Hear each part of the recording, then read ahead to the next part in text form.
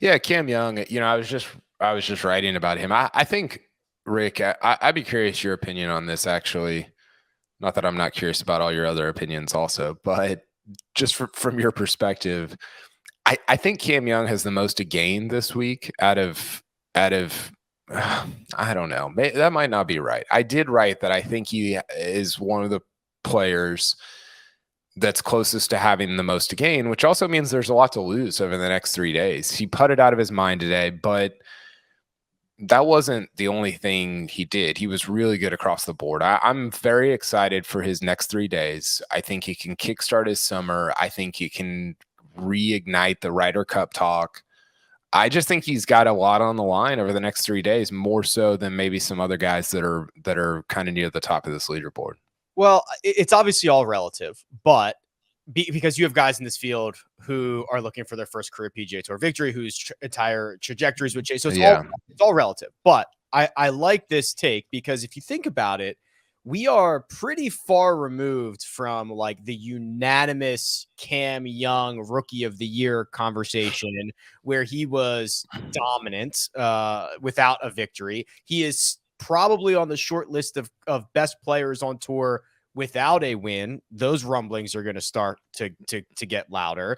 And anytime that you go through a caddy change and grab one of the 5 or 6 premier caddies on the tour and you don't immediately have success, people start to question it. So I like this take. It's obviously relative, but it does feel like an interesting moment for Cam Young to maybe grab a victory, right the ship here, and launch into the rest of the year.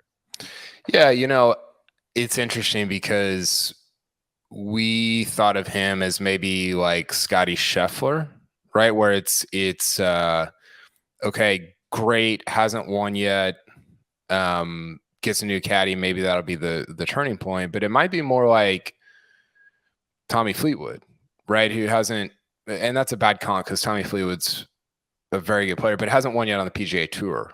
And I thought he would maybe land somewhere between those two in terms of PGA Tour wins, but it hasn't.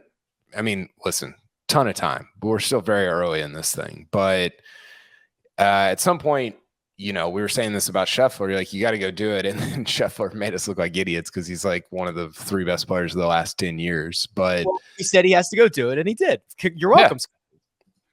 Yeah, for sure. That's we deserve the credit for that. But there's a very normal sport thing happening at Pebble Beach right now. Oh yeah, I'm trying to screenshot it as I'm talking right now. So take a sec. So Lydia Ko on the tee of 5,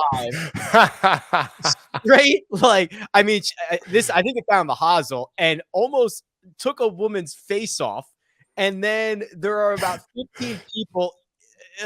They're all sticking their heads into a bush trying to find her golf ball, and she has just reteed, and that one's not much better.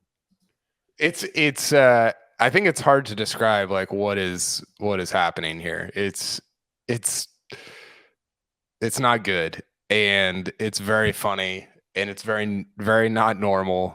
I mean, these people are like staring into, like, if you if you were just watching television, just flipping channels, and you saw this out of context, you'd be like, what in the hell is going on?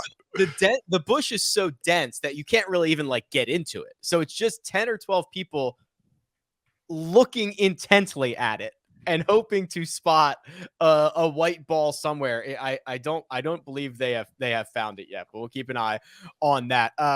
Putting the bow on Cam Young here. So he is going to have 3 feet for birdie on 17. That's a par 5. So he's likely to get to 7 under. So I don't know what the odds are, but I imagine when we get to the odds board here in a couple of minutes, Cam Young's name is going to be at the top of the list, which is going to put at least some bit of pressure. I don't know if he'll feel it. I don't know if he cares, KP, but he will very likely be the favorite through 18 holes.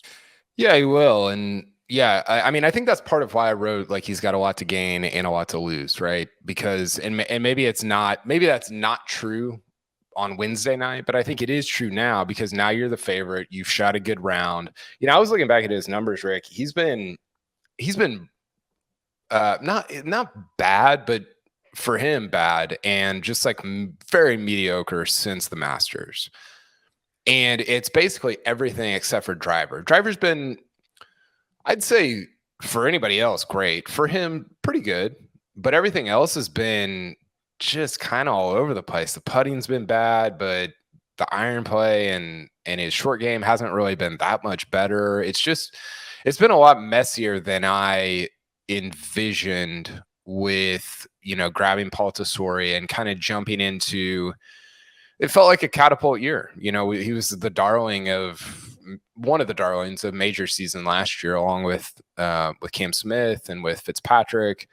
And it just hasn't translated, and that's golf, and that's going to happen. But you'd like to see him get it going ahead of the Open, going back to England this year. Yeah, one of the prolific things about him was being such a great driver, but also having the short game touch and the ability to putt, which is rare, right? It's the difference between Cam Champ and Cam Young. Yep. Being able to smash it's one thing. Having that short game does not usually come with that other skill set. So it was exciting. We'll see if he can kind of right the ship here this week.